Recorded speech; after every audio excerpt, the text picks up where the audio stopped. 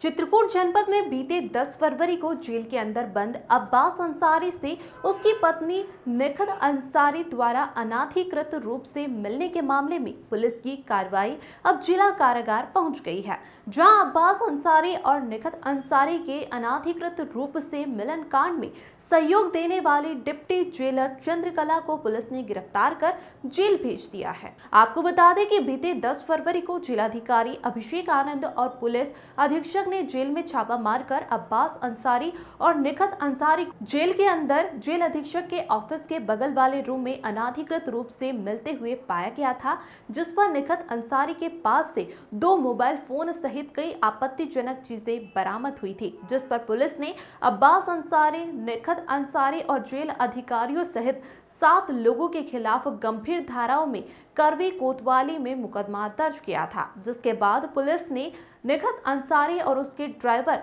नियाज को गिरफ्तार कर जेल भेज दिया था। वहीं शासन ने जेल के अंदर मिलन कांड की घटना को संज्ञान में लेकर जेल अधीक्षक अशोक सागर सहित 8 लोगों को निलंबित कर दिया था, जिसके बाद पुलिस मामले की विवेचना कर रही थी। निखत अंसारी और उसके ड्राइवर नियाज के पुलिस कस्टडी में पूछताछ के दौरान सपा नेता फराज खान और जेल कैंटीन ठेकेदार नवनीत सचान के जेल के अंदर अनाधिकृत रूप से मिलन कांड की गतिविधियों में संलिप्त होने की बात प्रकाश में आई थी, जिस पर पुलिस ने सपा नेता फराज खान और जेल कैंटीन ठेकेदार नवनीत सचान को गिरफ्तार कर जेल भेज दिया है, जिसके बाद पुलिस की लगातार जांच तेजी के साथ चल रही है। इस मामले में पुलिस अधीक्षक वृंदा शुक्ला ने बताया कि जेल के अंदर मिलन कांड के बाद सपा नेता फराज खान और जेल कैंटीन ठेकेदार नवनीत सचान की संलिप्तता पाए जाने पर उन्हें गिरफ्तार कर जेल भेज दिया गया है, जिसके बाद पुलिस की 18 टीमों ने जेल कांड से जुड़े संदिग्ध व्यक्तियों के घर पर छापेमारी की कार्यवाही की है, जिसमें एक टीम ने निखत अंसारी के ड्राइवर नियाज के घर गाजीपुर में छापेमारी की कार्यवाही की है, जो छापेमारी के दौरान उसके घर से 4 लाख रुपए कैश, स्कॉर्पियो गाड़ी, 10 लाख की एफडी जो उसके पिता मुन्ना अंसारी के नाम पर थी और नियाज अंसारी के मोबाइल नंबर से मनी ट्रांसफर की 5 पर्चियां भी बरामद हुई है, जो 50,000 का ट्रांजैक्शन किया गया है। और इसके साथ ही नियाज के पिता मुन्ना अंसारी की एक एसबीआई की चेकबुक भी बरामद हुई है, जिसमें 4 चेक काटे गए हैं, जिसका विवरण वह नहीं दे पाए हैं, जिसको पुलिस ने जब्त कर अपनी विवेचना में शामिल कर लिया है। वहीं निखत अंसारी को जेल के अंदर अब्बास अंसारी से अनाधिकृत रूप से मिलने के मामले में जेल के डिप्टी जेलर चंद्रकला की भूमिका शुरू से ही संदिग्ध पाई गई थी, जिसके खिलाफ साक्ष्य को एकत्र कर आरोपी डिप्टी जेलर चंद्रकला को गिरफ्तार कर जेल भेज दिया गया है और मामले की आगे तफ्तीश की जा रही है। तफ्तीश में जो भी आगे साक्षी मिलेंगे और जिन लोगों की भी भूमिका संदिग्ध पाई जाएगी, उनको भी गिरफ्तार कर जेल भेजा जाएगा। किस कार्रवाई की गई है और क्या क्या मिला?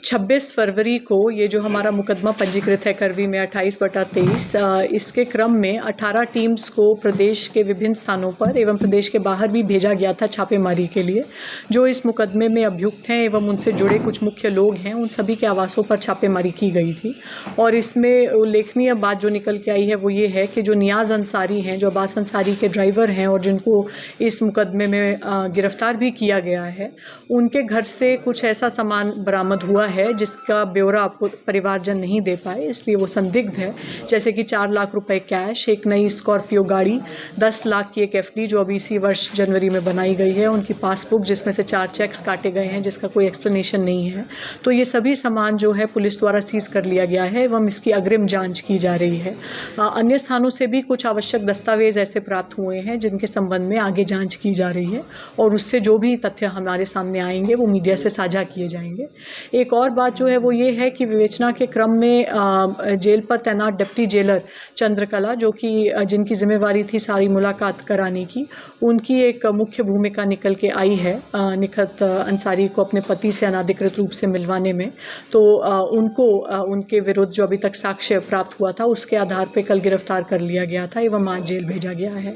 अन्य कुछ जो लोग इस प्रकरण में संलिप्त हैं उनकी भी गहनता से पूछताछ की जा रही है एवं अगले 1 से 2 दिन में अन्य गिरफ्तारियां भी की जाएंगी। नवनीत का क्या रोल था इस पूरी मुलाकात में? उनके पास कैंटीन के कॉन्ट्रैक्ट का काम है, उनका अक्सर आना जाना लगा रहता है जेल में। उनके द्वारा जो बयान दिया गया उसके आधार पे उन्होंने अब्बास अंसारी के ड्राइवर से कुछ पैसा लेकर जेल कर्मियों को दिया है ताकि उनकी ये जो अवैध गतिविधियां हैं वो बिना किसी विघ्न के जेल में चलती रहें। इसमें लगभग कितने लोग अभी और चिन्हित हुए हैं जो इस रडार में आ रहे हैं? देखिए, विवेचना एक